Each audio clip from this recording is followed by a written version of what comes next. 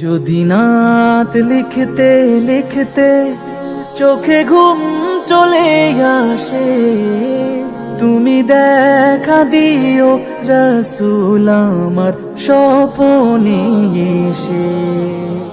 যদি নাত গাইতে গাইতে চোখে ঘুম চলে আসে, তুমি ঘুম পাড়িয়ে দিও রসুল শিওরে এসে। যদি নাত লিখতে লিখতে চোখে ঘুম চলে আসে, তুমি দেখা দিও রসুল আমার স্বপনে এসে।